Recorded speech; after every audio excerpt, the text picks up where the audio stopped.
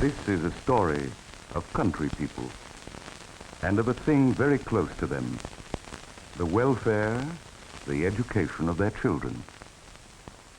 It is about people who live on the land, whose fathers lived on the land before them, and whose hearts tell them that old ways are good ways and should not be set aside lightly. To these people, the country schoolhouse of their youth, be it red, white, or whatever color, seems one of the few unchanging things in a world of confused and changing values. It has been tried and tested and found good. Their fathers created it, and they themselves bear the honorable impress of its mold. It is their own, and their loyalty to it is beyond any that mere brick and mortar can inspire. But they are a fair-minded people and prudent, and some among them are made uneasy by the thought that what was once good enough for them may not now be good enough for their children. This picture is about a group of people who face that problem. It tries to show the different ways they had of looking at it, and how they all wanted to do what was best, and how they went about trying to find out what really was best. There are no actors in this picture. The people you will see are just the kind of people they appear to be, the kind who, all over America, want to do the best they possibly can for themselves and for their children.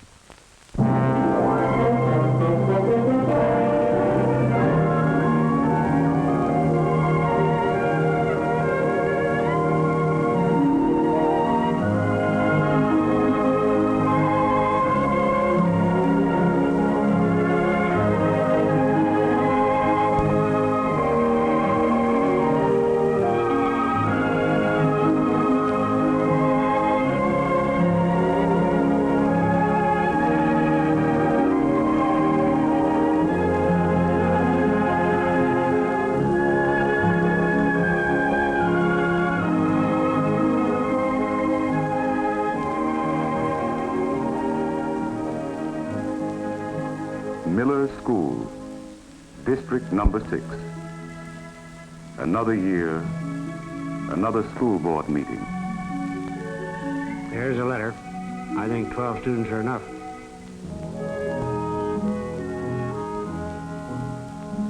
I think she's right, Ed. We've been putting off. It's time we did something.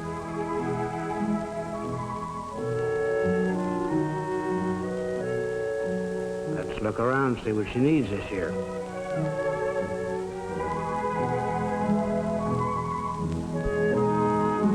How well I know what's on their minds, the boys and girls. What is best for them? They wonder about this new thing. Is it better for the children? Should they join up with other districts and have a bigger school? Better equipment. Would that mean more and better opportunities? How much can they afford?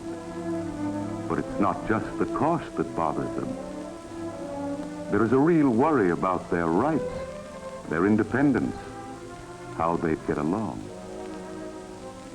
I remember 13 ragged, scattered states, suspicious, afraid of one another, afraid of surrendering their rights to a continental Congress. But change and growth still come together. These people know that indecision will not stop the change. But when the people, all the people together, face their problems, then they can guide the change and take part in it. Otherwise, change comes and the people must follow. For ours is a living, changing world with new problems, new needs for the children.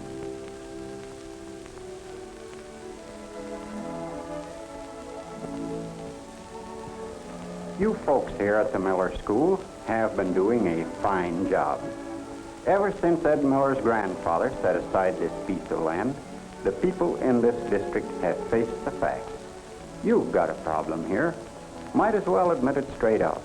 There are 3,000 counties in the United States, and about 2,500 of them have a problem similar to yours. There is no one answer to the many and varied problems of all schools. We must study our own needs, know what we have and what we want, if we are to get the most and best for our money. We should use our agricultural college, State Department of Education, and other agencies to help us do the best job for our children. Just bringing more pupils together or building larger buildings may not be the answer to our problem. I know you have been talking and thinking about one way of answering it. Well, my job as county superintendent puts me in a position to get at some of the facts. I have seen many good school programs, not all alike, but each serving the children's best interests in its own way. For some, it was best to bring all children into one central school and have one or more teachers for each grade.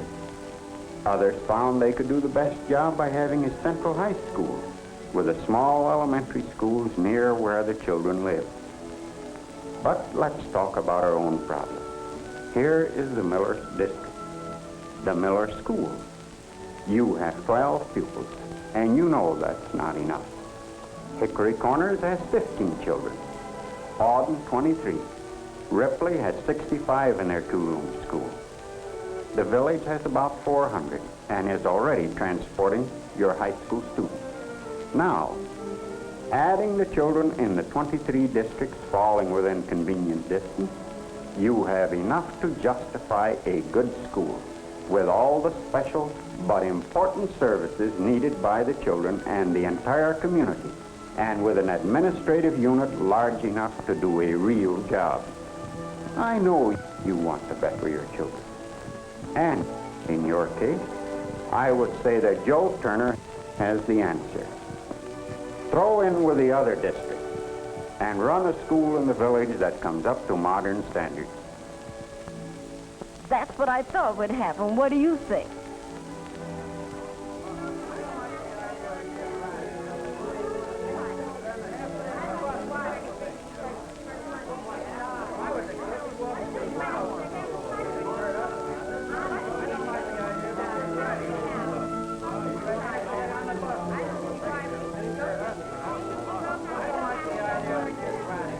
Where I came from, we didn't do it that way. How are we going to keep track of what's going on? I don't want my children getting up and leaving on the buses in the morning. Well, it'll be safer than walking along these highways these times anyway. Wait a minute, folks. Wait a minute. Joe Turner here has the idea. Let's go and see a good school. I can get you the bus. How many want to go?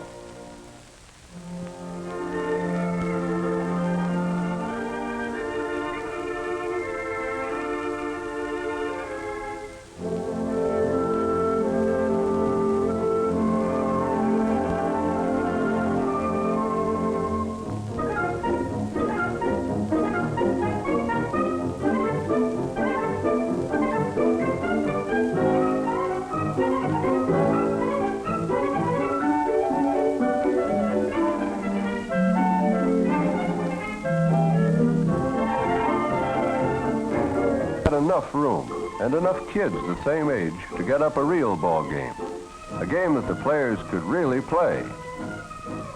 And that even the very biggest boys could take an interest in.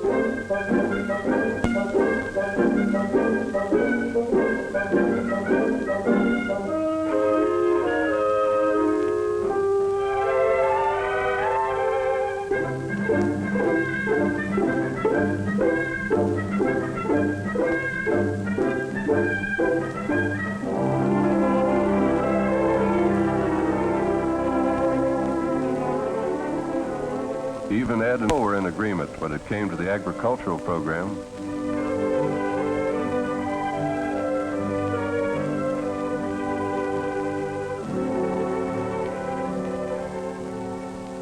What students learned here didn't stop in the classroom.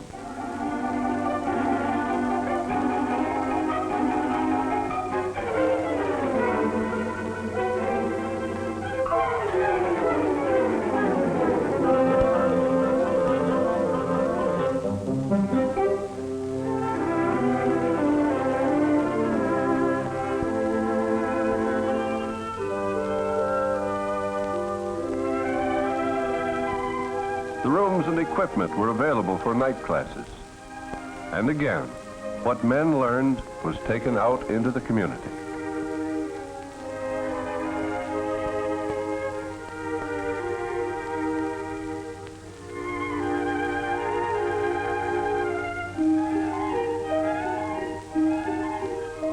And we women saw things that we understood and liked.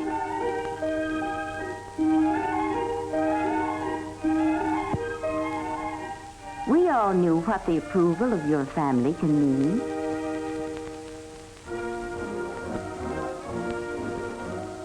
It's your Bill of Rights.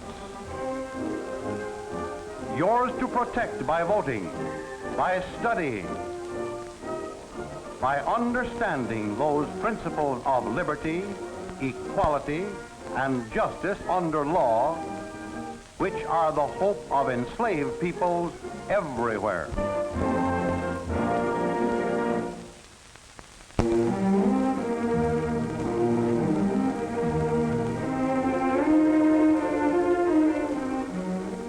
And afterward, they reviewed and studied what they had experienced through the film in guided discussions, building themselves into better and stronger citizens.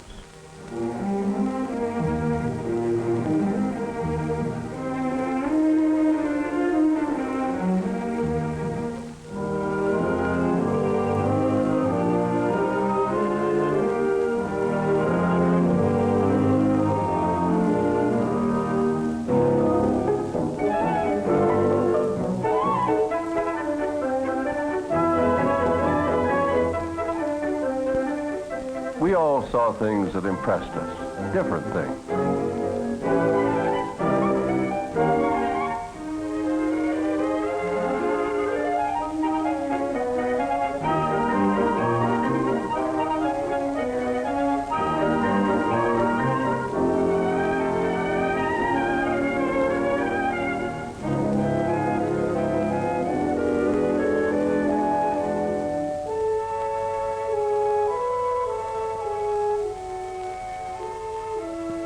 Ed Miller's boy got interested in a workbench. Wanted to know all about it.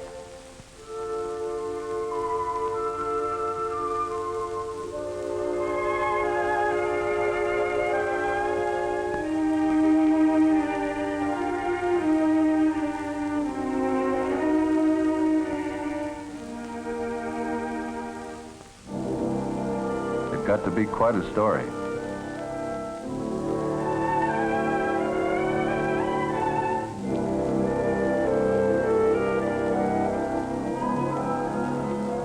And Ed got interested too, in spite of himself.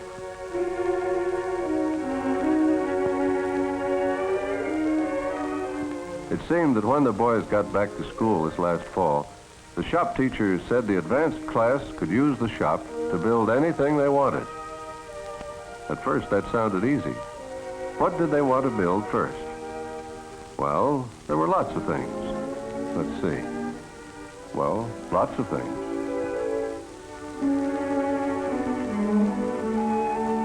After a little discussion, they found it took some real thinking to decide just what you really did want most. So they took the problem home with them. Tommy's room was small and cramped. He'd always dreamed of fixing it up. But there are a lot of things that a boy just seemed to need right handy when he wanted them. It kind of piled up. Maybe if he had a bench. The teacher said he would help, but it took money for wood and screws and glue and fittings. Quite a lot of money. Turned out they all needed money. Well, what would people pay for? A spray program to control insects? Maybe we ought to find out.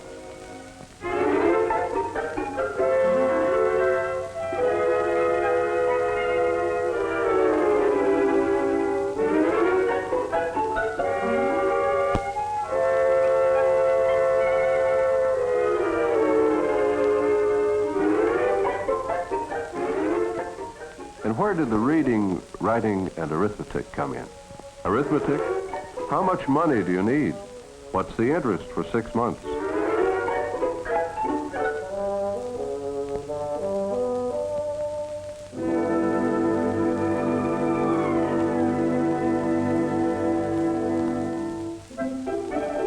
Reading?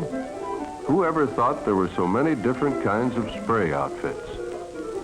Writing? It takes a good many business letters to be sure of getting just what you need. How much spray does it take to do a job? How should it be mixed?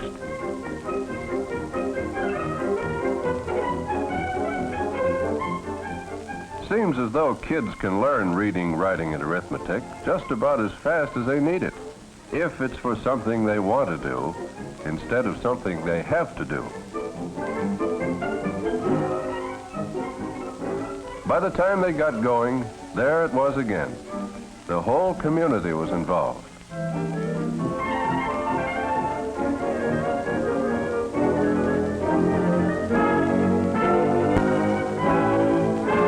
Boys were learning to use reading, writing, and arithmetic just the way they'd learn to use a hammer or a saw, by making it do something for them.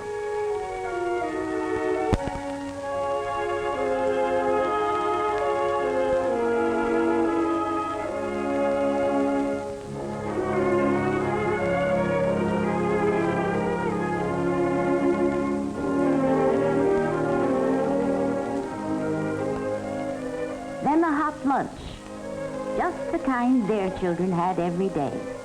Good school, good food, good health.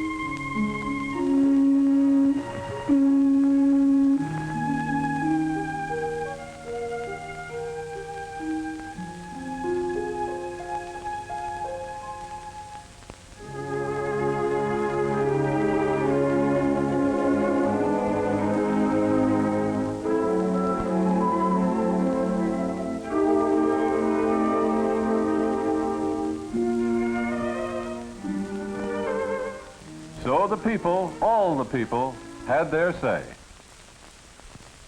I don't care what those state experts say. Our kids are better off where they are. If your cow is sick, you'd trust an expert, wouldn't you? And they grow up to take jobs in factories. They're up against kids with more education. Reading, writing, and arithmetic, that's what they need. Not all this newfangled stuff. Any good school keeps them up in the 3 R's. But we gotta have a bigger tax unit. Well, we're just going to have to raise taxes. Why can't the state and federal government help? Then they'll try to tell us what to do. But we are the government. Might not be as bad as you think. If we do go in, we may wish we were out. Yes, but if we stay out, we may wish we were in, too. You still have your vote, haven't you? And you'll have something to say about how the high school is run, too. The townspeople will outvote us. But what's the best way to spend the money? Such a thing is getting too big, you know. We all want the same thing, a good school. Our school is good enough for you and me. Well, it's not good enough for my kids. All we want is a chance. I've fought this thing for 30 years. Well, I'm for it. I don't like the idea of swearing away our rights. It's going to cost us either way. I'll go along. Not me. I'm satisfied the way things are. Well, I don't know. Whatever is best for the children.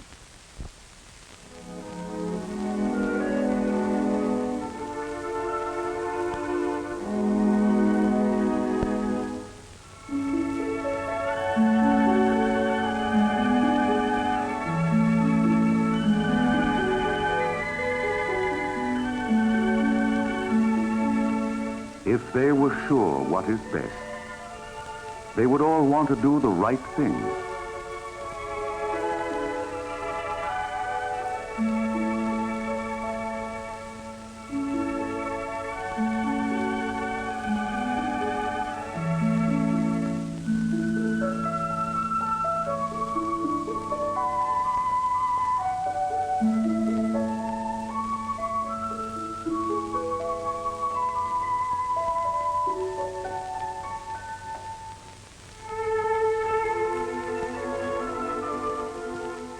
They've studied and worked together.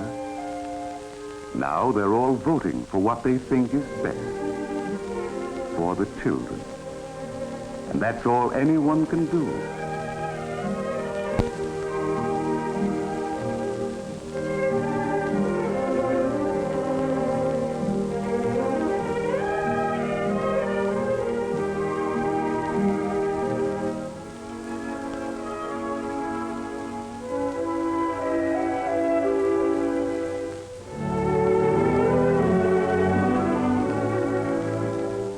But however it comes out, it's what they wanted. All of them together.